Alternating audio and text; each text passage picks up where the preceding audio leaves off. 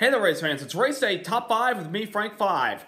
Prime time Thursday night action. You'd expect that for football. And last night, for the first time in a long time since 1985, NASCAR had a prime time event under the lights at Kansas Motor Speedway with exciting racing, multiple incidents, and a man that is determined more than ever to once again win that long-awaited Cup championship by getting his 5th win of the season.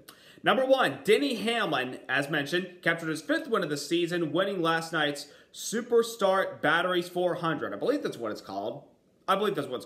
And he basically held off a lot of contenders in Brad Keselowski, Martin Truex Jr., Kevin Harvick, and his young teammate and Eric Jones to win last night's race in Kansas. I mean, once again, it's another solid season so far for Denny Hamlin. He's been so dominant at a lot of the races, and he's just been up front battling for a lot of wins. He won the season opener at the Daytona 500. He won the second race when we came back from the pandemic at the second Darlington race. He won at Homestead, and he won at, I believe it was the second Pocono race, and capturing one last night. But before last night's victory, the last 3 weeks hadn't really gone well for Denny Hamlin. He hadn't finished in the top 10. He was so close to winning the Brake Yard 400 until that right front tire went down. They struggled at Kentucky, and they struggled at Texas as well. They didn't really do well. But last night, they had a consistent run for the most part, running in the top 5, and then getting up there at the very end of this race by holding off all those Cup champions that are running right behind him and around him. So it was another solid performance for Denny Hamlin, his crew chief Chris Gabehart. They've just been so dominant this year, and they are literally on their way possibly to the Championship 4 when we go to Phoenix later this season. I mean, all the momentum is with Denny Hamlin right now, the way he's running, the way he's winning. It's just been, we talked about last year was a career year for Denny Hamlin. This might be a career year for Denny Hamlin. If only he can clinch that long-awaited Cup championship, this might be the year for him, but he's going to have to do it the right way. He's going to have to do it perfectly, unlike everybody else that does it right before him. Number 2, Brad Keselowski was so good last night, especially on the short runs. He could literally stay up there and battle guys, especially for the lead with his teammate Ryan Blaney, with Martin Truex, with Kyle Busch, with Denny Hamlin, and Kevin Harvick, and a lot of other guys. But the longer runs, they really kind of hurt Brad Keselowski, especially later in the race where he had 4 tires along with everybody else, and he was battling William Byron for the lead, who was on no tires. Keselowski got back by him, but as the longer run started to progress, William Byron caught back up to him with no tires and passed him for the lead. So it was tough for Brad Keselowski because they seemed to have short run speed for the majority of last night's race. Long runs kind of killed them. And we had a little bit of a long run at the very end with about 20 laps to go in the race, and Brad was trying to run down Kevin Harvick for the win and the lead, but Denny Hamlin got by him first, and then Hamlin went and passed Kevin Harvick, and then Keselowski had to follow through as well, and he was kind of getting on Hamlin a little bit towards the end, but I really think short runs were Brad Keselowski's best friend last night because that was preventing him from having any chance to run down Denny Hamlin at the very end of the race.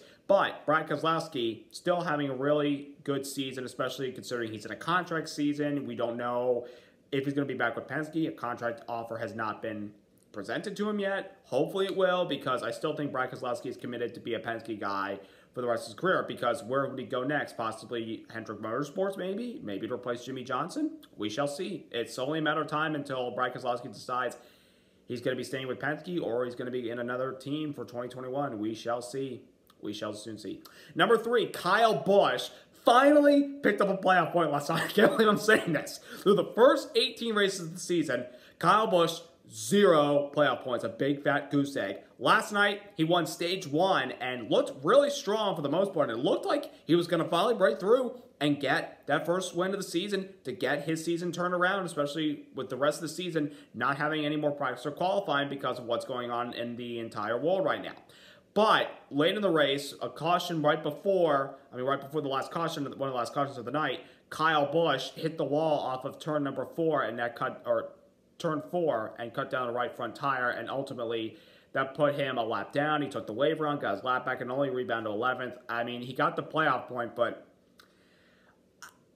I just don't know if Kyle Busch is going to be in the Championship 4. Heck, I don't even know if he's going to make it through the round of 16 because it just doesn't look like the consistency is there for Kyle Busch. He has speed.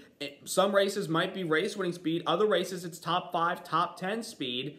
But he's just not there at the end battling for the win. The only time we've literally had a chance to see him win a race this year was the All-Star race, which is in a points event. But he couldn't run down Chase Elliott at the very end. And Kyle Busch, I mean, one playoff point, I still don't know if that's enough if you can't get any more playoff points before the playoffs to get all the way through the round of 16. You're going to have to find a way to make the cars faster and make them race-winning cars. Or when the playoffs come, with that one playoff point you had from last night's stage win, you could be on the outside after the round of 16 if you don't perform well. So there's cause for concern for Kyle Busch, especially considering, as I mentioned, no practice or qualifying for the rest of the season. So Kyle Busch and Adam Stevens have some work to do if they want to compete with Hamlin and Truex and everybody else that is basically described as a contender for the playoffs with their spots already clinched based off of victories.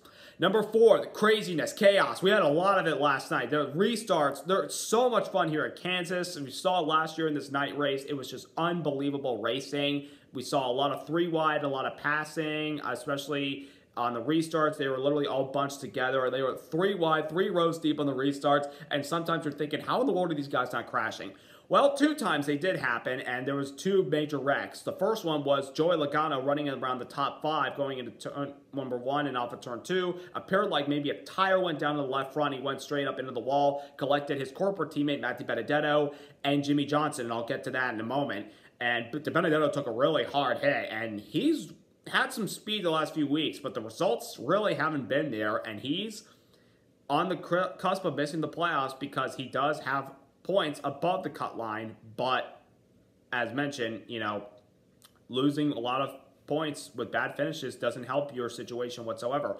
And then there was another crash on the next restart where it had Christopher Bell sliding up in front of Ryan Newman off of turn 2 down the backstretch. Newman gets a big run and hits Bell in the right rear and turns him into the wall, and he turns down, collects Ryan Newman, collects Ryan Newman's teammate Chris Buescher, and turns Ryan Preece into the inside wall, and he almost went upside down. That might be the second scariest crash I've seen this year. We all know what the scariest crash was in all of 2020, and that was Ryan Newman's crash in the last lap of the Daytona 500. Ryan Preece hit that inside wall hard. Like, that was like, I was literally like, oh my God, please don't let him have any broken bones or, you know, broken muscles or anything. Please don't let him have any injuries. Luckily, he climbed out of that car under his own power. But in the case of Ryan Preece, you saw him climb out. He was pissed off or not happy. He has not had a good 2020 season at all. The last 3 races before last night, dead last finishes for Ryan Preece. And last night, there was a JTG Doherty car that finished dead last in his teammate Ricky Stenhouse with a electrical fire in the car, which ultimately forced them to retire the race. But Ryan Preece, that hard crash, I mean, 2020 has just been a disastrous year for this team. They're 31st in the points. They're behind Daniel Suarez, who missed the Daytona 500, let me remind you. The 30-17 team, they got to find a way to turn this season around and get at least back in the top 30, or else they're just going to continue to go downhill, downhill, downhill. The only way you can go from here is up, and they don't seem to do that in this 30-17. But those restarts and those wrecks last night were absolutely chaotic, and that provided hopefully some good television and good entertainment for everybody watching the race last night. And number 5, the playoff cut line. Again, another big topic. We're winding down. We've got 7 races to go until the playoffs start. And right now, it's do or die time for a lot of these guys. As mentioned, Matt DiBenedetto had to crash last night. He finished back in 36th spot, and ultimately, he's 36 points above the cut line. That may seem like a good amount, but it's not in this case, because you've seen what happened the last 2 out of the last 3 weeks, where 2 guys that were below the playoff cut line got victories and propelled themselves into the playoffs with Cole Custer and Austin Dillon. Jimmy Johnson, I tried my best last night because of what happened the last 2 weeks. I tried not to jinx Jimmy Johnson last night. I still didn't jinx him, but I didn't say anything good about him, but unfortunately he was caught in that crash with Benedetto and Logano. They tried to meet the minimum speed with the damaged vehicle policy rule. They couldn't do that, so they had to park the car. Jimmy Johnson came into the race 2 points above the playoff cut line. He's now 18 points below the playoff cut line. The real winner on the playoff cut line last night, William Byron. He ran up at the front earlier. He held off Keselowski on those older tires. Then we had the caution come out for Corey LaJoie. Byron was able to come away with a nice top 10 finish by taking 2 tires. Byron did a good job last night gaining a lot of points. He didn't get any stage points, let me remind you. Jimmy got 2 stage points. Byron didn't because he struggled all the night. But taking 2 tires and the track cooled down, the moon came up, it played in the hands of the 2014. They had good speed late in the race. They had good strategy with those 2 tires with crew chief Keith Rodden, because Chad Canales is on baby watch for his second-born child. So can't wait to say congratulations to Chad Canales on his second-born child when arrives, and happy for him. But William Byron picked up a good run last night, and Tyler Reddick too. Top 15, he didn't really gain a whole lot, but he had a good run. But also another winner, Eric Jones, with that top 5 finish. He's 12 points below the cut line, 18 standing. It's possible Eric Jones could get there. I mean, if he continues to have good runs, because Eric Jones is known to have good race cars, but not necessarily the luck to go along with it. Jones could catch up. He could get in. Byron could fall out. He could stay where he is. We could see another winner. Byron, Jones, Reddick, Johnson, one of these next few races. It's chaotic with this playoff grid right now. We don't know what's going to happen, but all that we have to know is if you're one of the guys below the cutoff line, your time is ticking to get into the playoffs. Clock's running out. You got to get a victory. You got to find a way to get those playoff points, to get a stage win, to get a race win, to get those playoff points, to lock yourself into the playoffs. You have to capitalize in these next few weeks, and if not, just try to come up with the best finish possible, especially when it comes to these points. It's chaotic, and these next 7 races are just going to get even more chaotic with this cutoff line. It's just going to be absolutely wild. Driver recap of the night, Chase Elliott, a 12th place finish. What do we got to do to get a top 10? This is ridiculous. I thought winning the All-Star race was going to build momentum, and we had a good car in Texas last week, but we didn't get the finish because of that caution.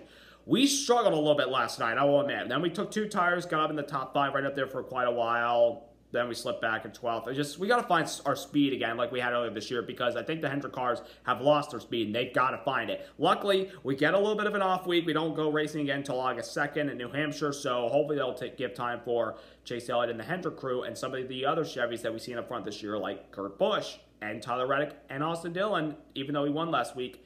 Find a way to get up front and be competing with those Penske Fords, the Stewart-Haas Fords, and those Gibbs Toyotas because they're tough to beat right now.